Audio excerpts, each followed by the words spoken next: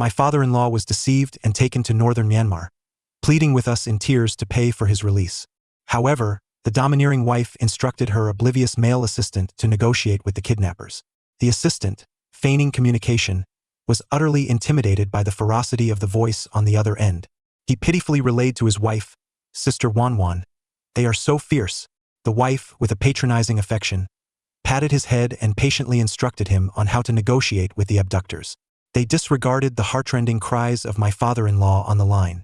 Ultimately, the assistant shouted directly at the kidnappers, "If you want money, just go ahead and kill him." The unfortunate father-in-law endured inhumane torment, ending up unrecognizable. The wife merely cast a cold glance at me and remarked, "Your father is dead.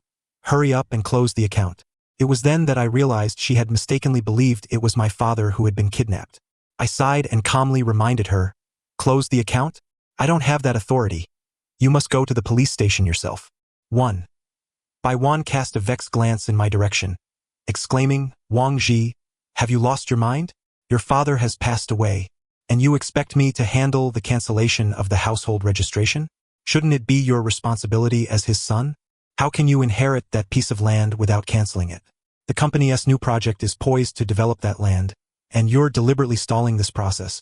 Aren't you? Are you intentionally opposing me?" Gu Minglang immediately stepped forward, gently grasping Bai Wan's arm, his voice soft and low. "Sister Wanwan, please don't be angry. Brother Ji has just lost his father. He must be feeling unwell and needs time to process this. Please be patient." He paused, a hint of grievance and guilt in his tone. "It's all my fault. If I had negotiated better, perhaps his father could have been saved." As he spoke, his eyes indeed reddened. Upon hearing this, Bai Wan felt her heart ache, and she instinctively ruffled his hair, her voice softening considerably. "Minglang, how can this be your fault? You are so understanding and willing to help. That's all that matters. It's that old fool's own doing." Her tone suddenly turned icy, filled with disdain. At his age, running off to a place like northern Myanmar? That was nothing but courting disaster. He got what he deserved. She shook off Gu Minglang's hand and turned back to me, saying, "Where's your mother? Did she accompany him? Was she kidnapped? If she is dead, that's even better. All the assets will belong to you. Listen, Wang Ji, I don't care how you feel about this, but you need to go to the police station to cancel the household registration and take care of the land transfer paperwork, putting it directly in my name." She paused, her tone assuming an air of entitlement. "And you ought to express your gratitude to Minglang. If it weren't for his negotiations with the kidnappers, who knows how long this would drag on. Although the outcome is unfortunate, he did his best, and you should appreciate that."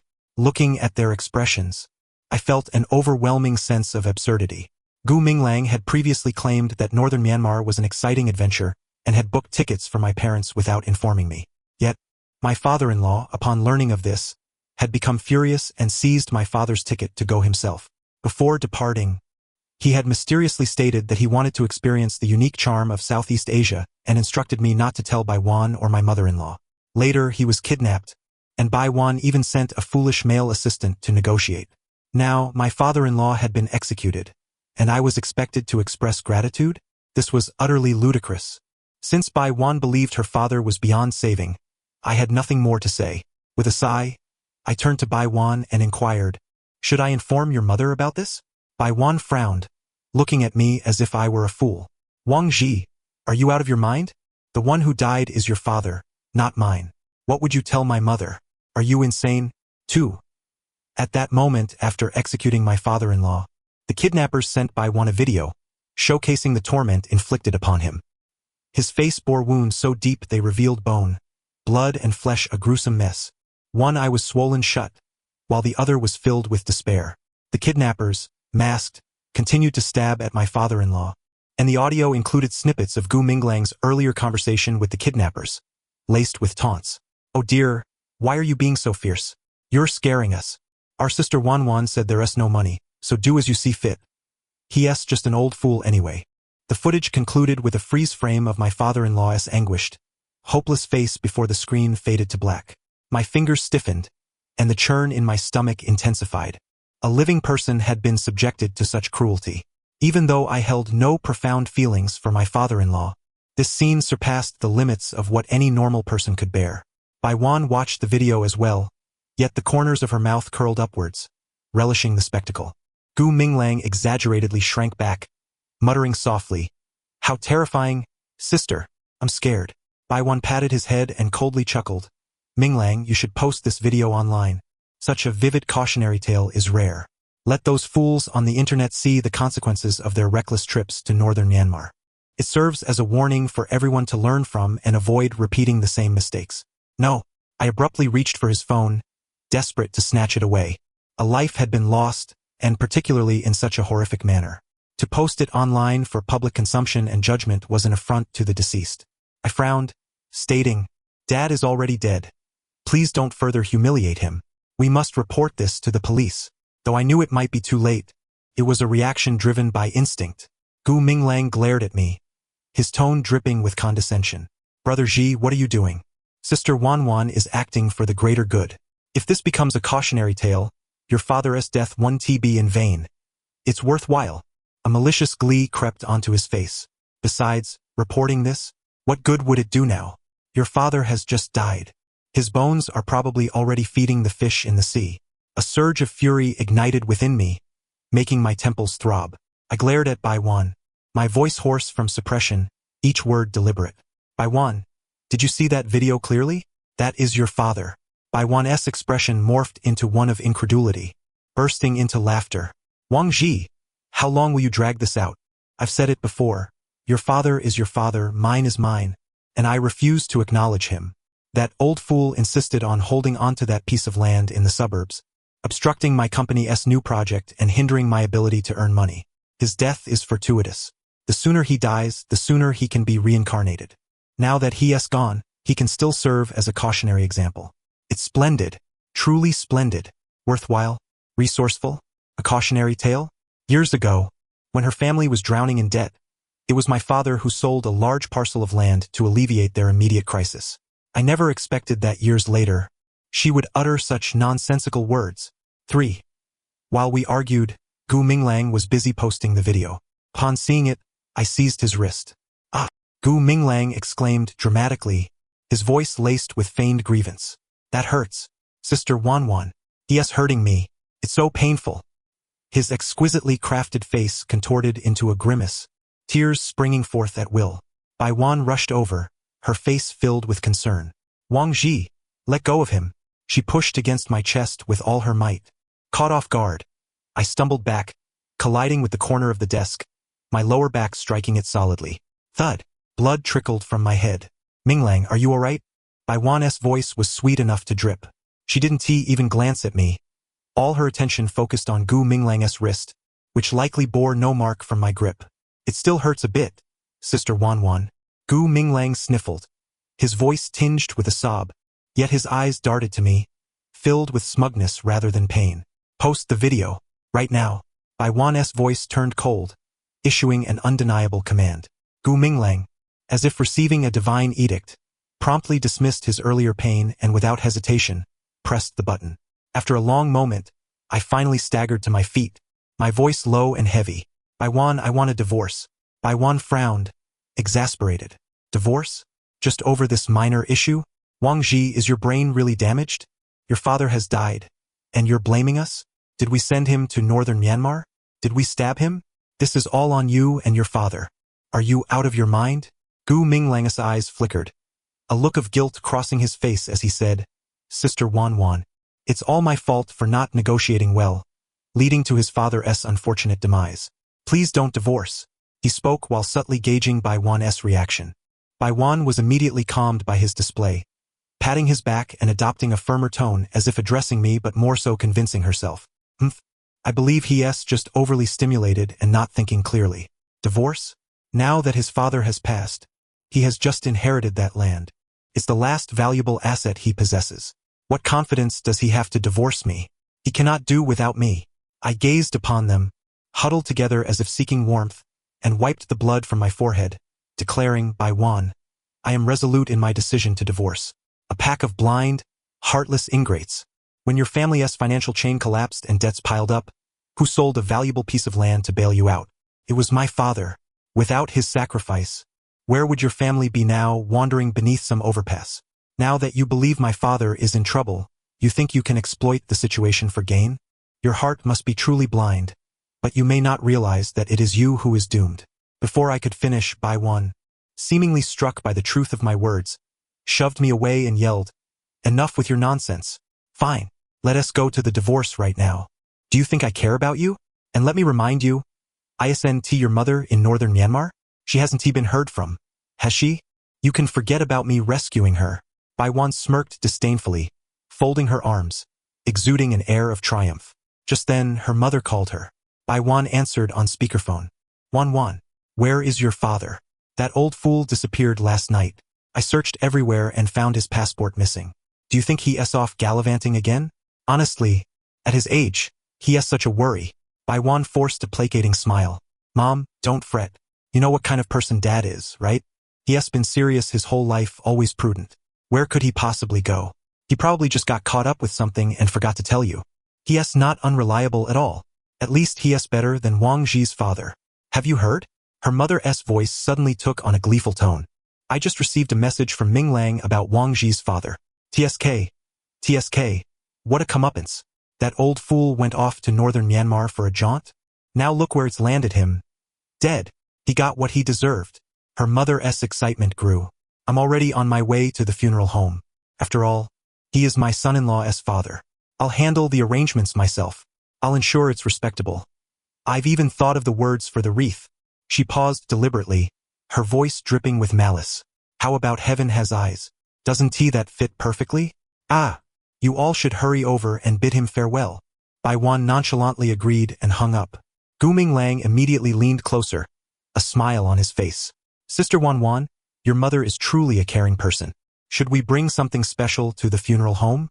I saw in the video that Wang Jia's father might still be playing around. Should we order a few lovely paper dolls to burn for him? Let him continue his fun down there, and if he is still not satisfied, we can burn more." He cast me a look that suggested I should appreciate his thoughtfulness.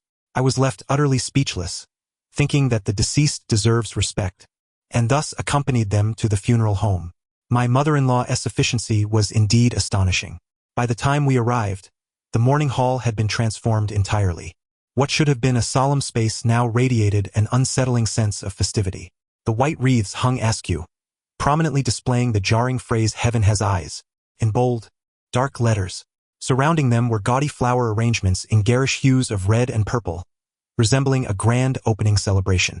The air was thick with the acrid scent of cheap incense. I surveyed the blinding wreath and the tasteless flowers, suppressing my anger as I said, "Mom, Dad has just passed. Is this how you choose to honor him? You've been married for 30 years. My mother-in-law scoffed, as if my words were a great joke. "Your father is the one who died, Wang Ji. Spare me your foolish curses directed at my husband. My husband has been a decent man his entire life, unlike your father who sneaks off to play and suffers the consequences. He got what he deserved." Her agitation grew, spittle flying from her lips, her finger nearly poking my nose. "Your father's death is a blessing from the heavens. I'm handling his funeral arrangements out of a shred of compassion for the past. And you, ungrateful as you are, dare to criticize my arrangements? If you think it's inadequate, why don't you do it yourself? Do you have the funds to buy a coffin for your father?" Just then, her phone rang again. She answered impatiently, but after a few moments she froze. The malice on her face faltered, replaced by confusion and agitation. "Sun Jia, what are you babbling about? My husband is at home. What video? How could it be him?" As she spoke, she instinctively scrolled through her phone, searching for what the other party had mentioned. Bai Wan and Gu Ming Lang noticed her odd behavior, ceasing their conversation to look at her. My mother-in-law's finger stilled. She stared at her phone screen, her face a mask of bewilderment and suspicion. Then she turned to Bai Wan and asked, "Wan Wan, don't you think this person resembles your father?" Bai Wan chuckled and waved her hand dismissively. "Mom, what nonsense are you talking? The video clearly features Wang Jia's father. How could it possibly be my dad?" She then turned away, casting a disdainful glance at the funeral arrangements, commanding me, "Wang Ji, hurry and bow down. Once you're done, we need to go cancel the account. Don't dawdle, we're wasting time." Gu Ming Lang, still close to Bai Wan, smiled at my mother-in-law. "Auntie, you must have made a mistake. That's definitely Wang Jia's father. I ordered the tickets for Wang Jia's parents.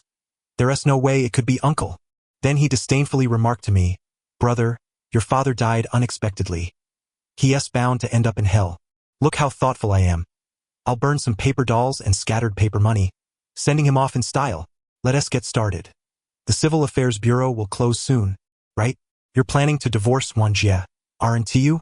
My mother-in-law still appeared skeptical when suddenly she froze, pointing at the video and exclaiming to Bai Wan. But this person has a scar on his belly, just like your father.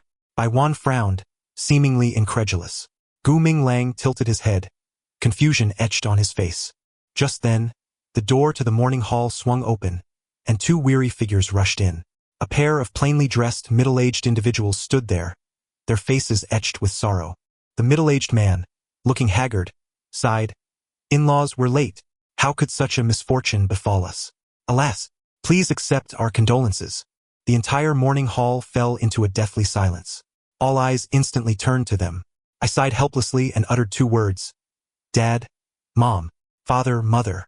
These words echoed clearly in the stillness of the morning hall, like two cold stones dropped into a pool of stagnant asphalt, creating not a ripple, only deepening the oppressive silence. All gazes were magnetically drawn to the weary, middle-aged couple at the entrance. The air felt as though it had been sucked dry, leaving only the choking scent of cheap incense and a suffocating sense of horror. Bai Wan's complexion drained of color, her lips trembling like a fish out of water, unable to utter a single word. Her eyes, at that moment, were mere hollows filled with disbelief, fixated on my living parents standing at the door. My mother-in-law seemed struck by lightning, her entire form frozen in place, still clutching the phone that played the horrifying video. The malice and delight on her face had yet to completely fade, overwhelmed by sheer shock and terror, twisting her features into something grotesque. She glanced between my parents at the door and the closed door of the mortuary, finally resting her gaze on Bai Wan's pale face, her murky eyes reflecting the signs of imminent collapse. Gu Minglang was the first to emerge from the depths of shock. A fleeting moment of emptiness flickered across his exquisite visage, swiftly supplanted by a profound terror and a desperate resistance, akin to a bowstring drawn to its utmost tension. He abruptly sprang forth, pointing an accusatory finger at my parents. His voice sharpened to a piercing shrill by sheer panic, tinged with his characteristic sarcastic inflection. Actors? Wang Ji. Impressive, indeed. To avoid divorce and evade debts, you resort to hiring actors. And they even bear a striking resemblance? How much did you spend? Alas, your parents have long since perished in northern Myanmar. Their bones have been reduced to fish feed. You think you can intimidate anyone with these impostors? With each word. He gathered his courage, taking 2 bold steps closer and even extending his hand, attempting to pat my father's shoulder. As if such a frivolous gesture could dismantle the imagined ruse, providing a semblance of psychological support to himself, Bai Wan, and his mother-in-law. My father, however, deftly sidestepped before contact could be made. His brow furrowed tightly, yet his gaze was unnaturally sharp and composed, embodying the gravity of one who has weathered life's tempests. He disregarded Gu Mingliang, this buffoon, allowing his eyes to sweep over the glaringly ostentatious wreaths and the glaringly poignant eulogy that adorned the center of the morning hall, ultimately resting upon Bai Wan and her mother, whose faces were contorted by despair. His voice resounded with somber clarity. Actors? We are Wang Ji's biological parents. We rushed back upon hearing of the calamity that befell our in-laws. How could this misfortune have befallen them? Sigh, may you find solace in your sorrow. He sighed heavily, a lamentation rich with the recognition of life's transience and genuine sorrow for the deceased, forming a stark contrast to the earlier expressions of schadenfreude within the morning hall. My father's gaze finally turned to me, imbued with inquiry and a barely perceptible hint of concern. Xiao Ji, have you reported this to the police? Such matters must be entrusted to the authorities.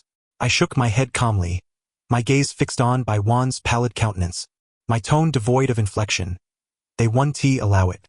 Nonsense. My father's voice escalated sharply, imbued with undeniable authority and indignation. A life is at stake. This is a matter of cross-border crime. Nonsense. We must call the police immediately. He promptly retrieved his mobile phone, poised to dial. The sound of his call to the authorities, coupled with his stern reprimand, served as the final straw that shattered Bai Wan's already fragile composure. Her body swayed violently, and had she not grasped the flower stand beside her, she would have collapsed to the floor. She glanced toward the morning hall, then back at my parents, her vacant expression swiftly overtaken by an overwhelming dread. No, it's impossible. Dad, her lips trembled violently, emitting fragmented murmurs. It was then that her mother seemed to awaken as if struck by a thunderclap. She inhaled sharply, her entire being trembling violently, her phone slipping from her grasp and shattering upon impact. Yet the harrowing images of the video remained vivid in her mind. She lunged toward Baiwan, gripping her arm with all her might, her nails nearly embedding into flesh, her voice a frayed whisper of terror and regret. The man in the video, was that your father? Wan, tell me, was the man who was attacked, the one with the scar on his abdomen, your father? She shook Baiwan fervently, as if seeking the last glimmer of hope, her gaze vacant and desolate. How could he have gone to northern Myanmar? Wan, how do you know he went there? Why didn't you save him? Why didn't you call the police? Her anguished inquiries echoed through the morning hall, each word striking like a whip against Baiwan and Gu Mingliang. Baiwan, nearly disassembled by her mother's fervor, was left unfocused, her lips moving yet producing no sound, as the overwhelming fear and remorse consumed her entirely. Gu Mingliang, paralyzed by terror, cowered in the corner, his pallor surpassing even Baiwan's, trembling uncontrollably, too frightened to utter a single sound. My father, witnessing the chaos and collapse before him, furrowed his brow tighter, his expression laden with confusion and gravity. He sighed once more, turning to Baiwan's mother, his voice imbued with sorrow and a hint of perplexity. Alas, dear mother-in-law, we were equally blindsided by this turn of events. Initially, it was Baiwan's assistant. His gaze flickered to the cowering Gu Mingliang, who shuddered at the scrutiny. He booked our tickets to that destination, claiming it would be entertaining. But just 2 days prior to our departure, dear brother Bai learned of the plan, and he was infuriated, insisting that we, as elderly folk, were unworthy of such frivolous excursions, and forcibly confiscated our tickets, declaring that he would go instead. My father paused, recollecting the scene, his tone increasingly bewildered. He mentioned a desire to experience some Southeast Asian cultural flair. He even specifically instructed Xiao Ji not to inform you both, asserting that we could not be dissuaded. He moved swiftly, altering the ticket details without our knowledge. What on earth compelled him to venture to such a perilous locale? The final query, laced with profound confusion, pierced the hearts of Baiwan's mother and Baiwan like a poisoned dagger. The mother relinquished her grip on Baiwan's hand, staggering back, her expression entirely vacant, murmuring, "Cultural flair, why didn't he tell me? Why didn't he tell Baiwan?" The overwhelming absurdity and suffocating despair rendered her nearly incapable of standing. I stood there, witnessing the tragedy unfold before me in its entirety, observing Baiwan, lost and hollow as a mere shell, witnessing her mother on the brink of collapse, and Gu Mingliang trembling like a leaf. The eulogy, a glaring testament to divine awareness, loomed over it all like a colossal and ironic punctuation mark.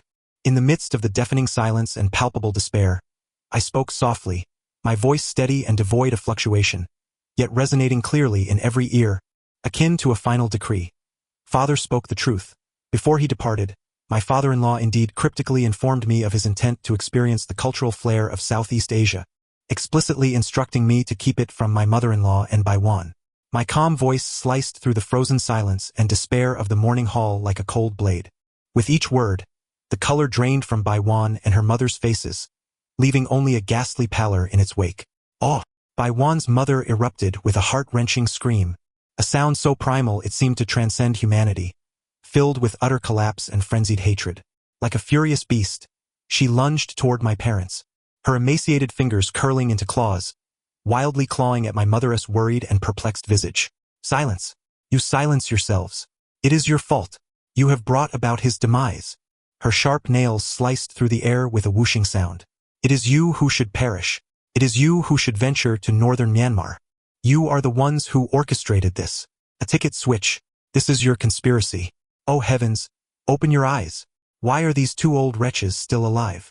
My father reacted swiftly, shielding my mother behind him, his broad back a barrier against the mother-in-law's frenzied assault. His countenance was ashen, his gaze as sharp as a blade, yet his tone bore an attempt to suppress the absurdity with restraint. "Mother-in-law, what utter nonsense! Calm yourself," my mother, shielded behind him, paled with fear but urgently urged. Sister, regain your senses. The dead cannot return to life. What purpose does this serve now? Regardless of who was abducted, can money truly buy their freedom? How much do the kidnappers demand?" Why didn't we negotiate further at that time? Negotiate? That word pierced through Bai Wan's chaotic thoughts like a needle. Just as she began to emerge from the suffocating terror and dizziness, supported half-heartedly by Gu Mingliang, her gaze, once vacant, now bore a flicker of desperate malice as she looked toward my parents. Upon hearing the words negotiate and money, her muddled mind split open like a lightning-struck seam, abruptly recalling something vital. She stiffly turned her head, her gaze no longer vacant but piercingly scrutinizing, fixed upon Gu Mingliang's equally pallid visage. Tan Bai Wan's voice was hoarse, akin to sandpaper rasping against rusted metal. Gu Mingliang, each word she uttered was heavy with doubt, laden with an oppressive weight. What did the kidnappers say when they called you? How much do they want? How did you negotiate with them? Why, from beginning to end, did you fail to inform me of their demands? Gu Mingliang trembled under her unwavering stare, instinctively wanting to shrink back. Yet Bai Wan's icy fingers gripped his arm like a vice, the force astonishing. Speak. Bai Wan's voice suddenly escalated, tinged with a razor-sharp edge of impending collapse and an undeniable command. Repeat every single word you exchanged with the kidnappers. Now. Immediately, Gu Mingliang shuddered at her outburst, his handsome face contorted by overwhelming fear, tears welling up in an instant. Wan, he looked desperately towards my father, then frantically at me, finally returning his gaze to Bai Wan's face, which resembled that of a reaper. I was too frightened. They were so fierce, cursing mercilessly, and they hit people. Shut up. Bai Wan interrupted his sobbing sharply, her fingers almost digging into his flesh. Focus. How much did they demand? Gu Mingliang cried out in pain as he was pinched, tears and snot streaming down his face. Money. I think they mentioned a number, but I was too scared to hear clearly. Not clear. Bai Wan's voice shot up, incredulity piercing through her tone. You didn't hear clearly? Gu Mingliang, you didn't hear clearly? Then what on earth did you tell them? Tell me, what exactly did you say? My father died so tragically. What did you say? Gu Mingliang was petrified by Bai Wan's almost deranged demeanor, his final psychological defenses crumbling entirely. He gasped, nearly blurting out, his voice thick with grievance and an urgent desire to absolve himself. I just said what you taught me. You said that those worthless kidnappers from that filthy place didn't deserve to negotiate with us. You called them scum, said they were broke and needed to face reality. So I told them. He mimicked the blend of fear and forced composure from that moment. You want money? You're free to do as you please. Anyway, it's just an old man. You handle it. As he recounted, his voice trembled with a whimpering tone. Wan, this isn't my fault. How was I to know that was your father? I thought they were taking Wang Ji's dad. Isn't this a proper way to handle it? Brupe. Bai Wan seemed to have been hit with a pause button, her entire being freezing. She loosened her grip on Gu Mingliang's hand unconsciously. In her eyes, filled with madness, a tremendous doubt emerged for the first time. She stared intently at Gu Mingliang, as if trying to recognize a complete stranger. You say proper? What do you mean by proper? Her voice was soft, laced with a bewildered undertone. Seeing her release him felt like grasping a lifeline for Gu Mingliang. He immediately began to spill his explanation in a rush, his tone brimming with a desperate eagerness for approval and a foolish sense of entitlement. Yes, Brupe. Wan, don't you remember? Wang Ji's dad's land is just on the outskirts. It's crucial for our company's new project. That old man has been clinging to it without letting go, causing so many issues. If he dies, won't the land become Wang Ji's? Wang Ji is your husband. You just have him sign a piece of paper, and the development obstacles will be cleared. What a splendid thing. The more Gu Mingliang spoke, the more he felt justified, even adding a hint of grievance. I only thought about how you often complained about that land being a nuisance, so I figured I'd book them tickets to take a trip, just in case something unexpected happened. Wouldn't that be less troublesome? I was only thinking of you. Wan, I was trying to relieve your burdens. Boom. Gu Mingliang's words detonated like a bomb in the funeral home. The atmosphere became utterly stagnant. My mother-in-law halted her frantic tugging at my father, her contorted face now a mask of sheer horror. My mother covered her mouth, her eyes wide in disbelief at what she had just heard. My father's gaze turned icy, imbued with a profound disdain that seemed to penetrate the depths of human depravity. I stood to the side, expressionless, yet my heart was a frozen expanse of understanding. So it was. And by one it was as though Gu Mingliang's last words, meant to ease your burdens, had pierced her heart with a blunt force. Her facial muscles twitched violently, her expression shifting from confusion to shock, then transforming into a wrathful fury born from utter betrayal. Her body trembled with an intensity fueled by her overwhelming rage. She fixed her gaze on Gu Minglang's face, which was painted with innocence, as if seeing this person for the first time. In the next moment, Bai Wan emitted a shriek that was far from human. So you booked them tickets? You already knew it was dangerous there. You did it on purpose. You wished for them to meet with misfortune. You hoped Wang Ji's father would die. Gu Minglang was terrified by her ferocity, finally realizing he had let slip too much. His face turned as pale as a sheet. Panic-stricken, he shouted, "No, Wan, I didn't do it on purpose. I never wished for his father to die. I just thought, what if luck was on our side? Don't listen to my nonsense. I was scared silly. I was rambling. I didn't." He shook his head vigorously, hands waving in denial, tears and snot smeared across his face, a picture of utter disarray. But it was too late. Bai Wan gazed at the assistant she had always cherished, whom she had adored and protected. She saw the familiar tears of grievance on his face. She beheld his grotesque expression of panic, now exposed due to his lies being unraveled. Recalling her father's bloodied, despairing visage in the video, recollecting Gu Minglang's flippant, cold demand for money during the call, urging for the ransom, remembering her own indifferent attitude at the time, even relishing in the video's moments. A chilling dread enveloped her, a mingling of overwhelming regret and insatiable fury, consuming her whole. Her world came crashing down. The wail of police sirens grew closer, sharply cutting through the silence and despair within the funeral home. Soon, several uniformed officers entered. The leading officer inquired, "Who called the police?" "Regarding the kidnapping and ransom in northern Myanmar?" My father stepped forward, his voice steady yet laden with sorrow. "It was I, officer. The deceased is my father-in-law by Jinhai. The situation is quite complex. I appreciate your assistance." He quickly recounted the gist of events, emphasizing Gu Minglang's conversation with the kidnappers, the existence of the video, and Gu Minglang's previous confession about the motive behind booking the tickets.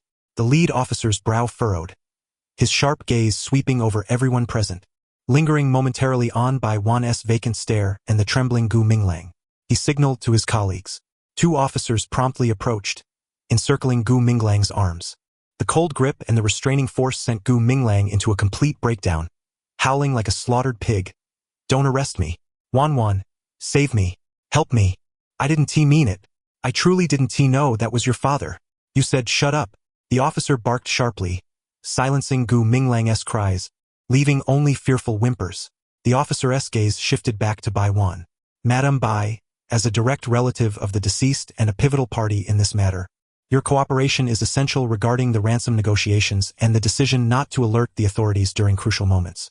We require you to return with us to clarify the situation thoroughly." Bai Wan was jolted awake by this statement. She abruptly turned her head, her bloodshot eyes fixating fiercely on Gu Minglang, who was being restrained by the police. No longer was there confusion in her gaze. Instead, it was filled with an explosive rage, potent enough to incinerate everything in its path. "You, Gu Minglang!"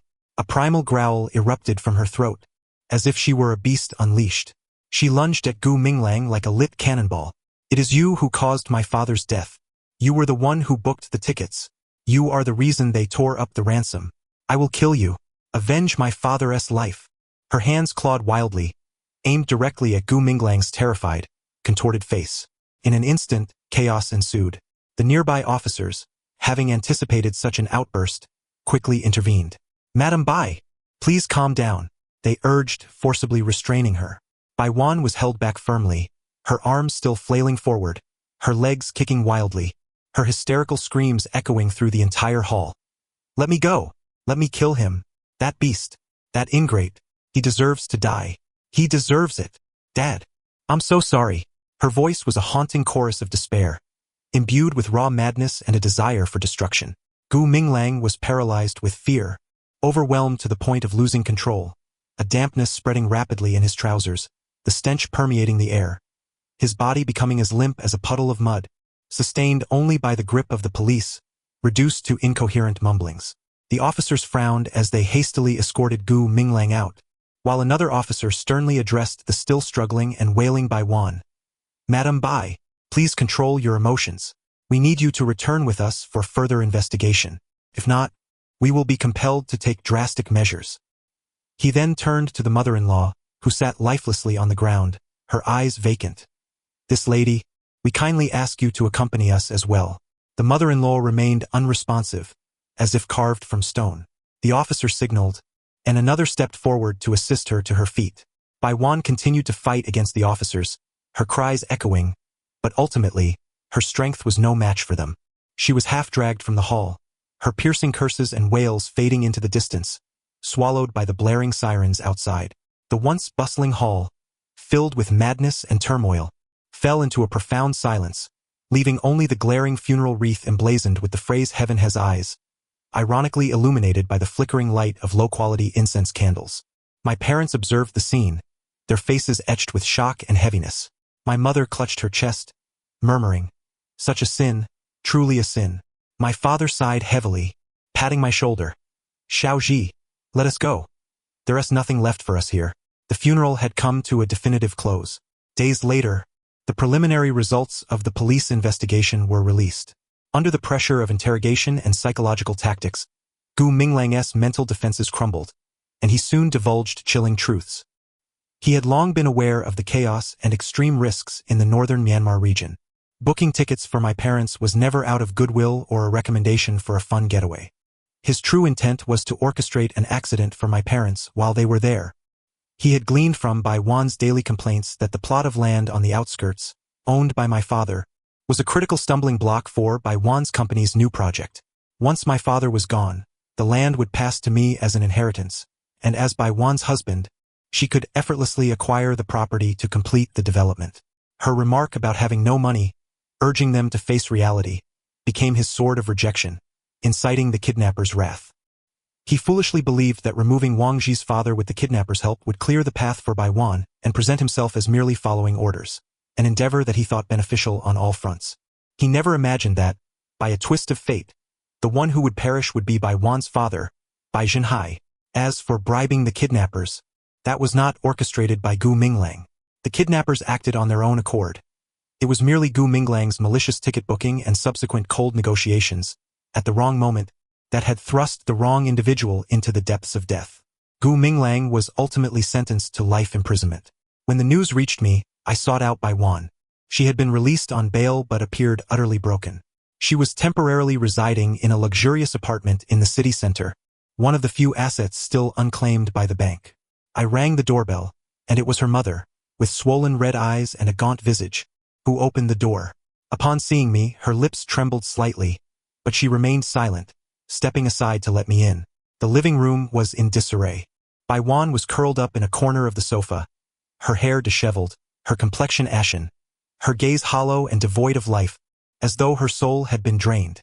In just a few days she appeared to have aged a decade. Scattered across the table and floor were empty bottles and some documents, presumably company reports.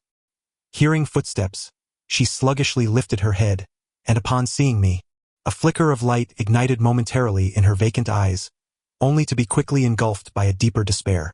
"Wang Ji." Her voice rasped like a worn-out bellows. I remained silent, walking directly to her, placing a document on the coffee table before her. The stark white cover bore 5 bold black characters. Divorce agreement. Bai Wan's gaze fell upon the document, recoiling as if scalded. Immediately, her hollow stare was replaced by overwhelming panic and pleading. "No, please." She lunged forward, seizing the agreement and tearing at it frantically. "I want T sign. Wang Ji, I want T divorce. I was wrong. I was truly wrong. Forgive me. I beg you. Forgive me." The fragile paper was instantly reduced to tatters in her grasp. Yet, even after tearing it apart, she was not satisfied. She began to sweep the remnants off the table, scattering them across the floor, kneeling amidst the shards, looking up at me, tears streaming down her face. "I know I've wronged you. I'm a fool. I was blinded by that beast. I never expected it would cost my father's life. I truly didn't." She sobbed, grasping at my pant leg. "For the sake of our many years together, I beg you, don't divorce me. I'll do anything you ask. The company now." "The company?" I looked down at her from my elevated stance, my voice as tranquil as a frozen lake. "Your company is finished." Bai Wan's cries abruptly ceased, her expression one of disbelief as she stared at me. The video of your father being killed cannot be erased at its source. It has spread like wildfire across the internet. My tone remained unyielding. The headline, Biological Daughter Refuses Ransom, Instructs Assistant to Infuriate Kidnappers Leading to Father's Horrific Death. Is it sensational enough for you? It's everywhere online. Your company, your name, Manhwa, has become synonymous with cold-heartedness and corporate conspiracy. I watched as her complexion faded inch by inch, continuing to strike with unvarnished truth. That plot of land is under my father's name. As long as I am alive, you will receive not a single penny. Your cherished new project has been doomed from the outset. Without that land, it cannot be initiated. The bank will pursue debts. Partners will terminate contracts. Investors will withdraw their funds. Manhwa, tell me, how will your company recover? Await bankruptcy, perhaps? No, that's impossible. Her mother screamed from the side, launching herself towards me. Wang Ji, you cannot be so heartless. Manhwa is your wife. A night of marriage equals 100 days of kindness. That land. Consider it a helping hand for Manhwa. Save her company. We beg you, will bow to you, will that suffice? As she spoke, she attempted to kneel. I sidestepped, my gaze icy as I regarded the mother and daughter. Beg me? It's too late.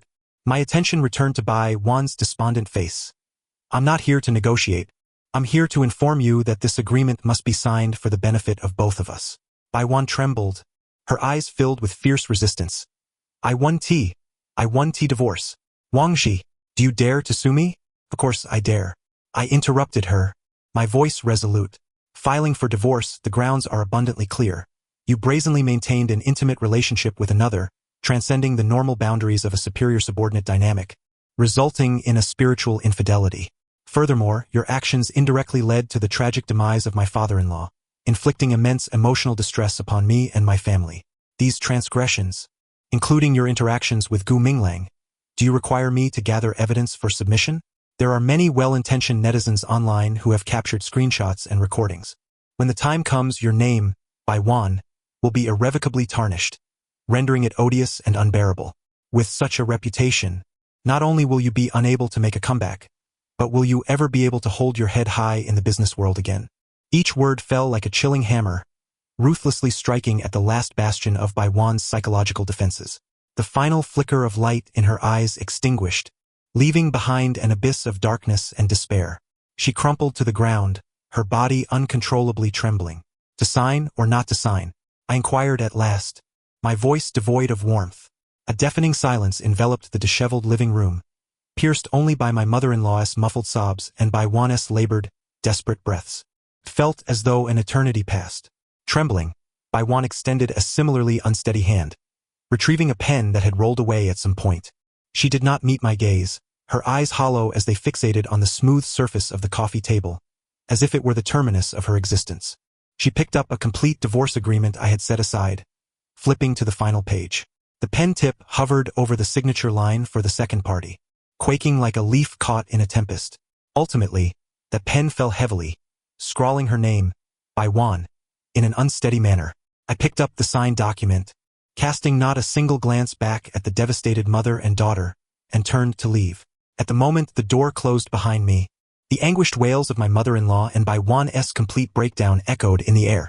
Shortly thereafter, Manhwa's company, once a thriving commercial empire that embodied all her ambitions and values, inevitably declared bankruptcy amid a deluge of public outcry, a surging debt crisis, and the catastrophic failure of core projects.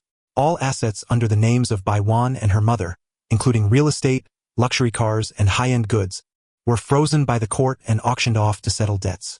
The once resplendent facade shattered like bubbles in the sunlight, leaving not a trace behind.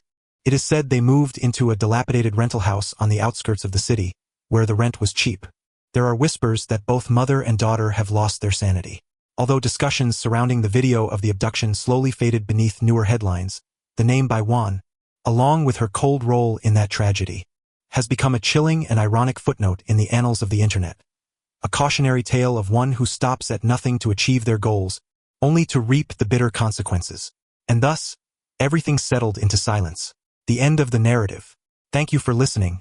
We shall reconvene for the next tale.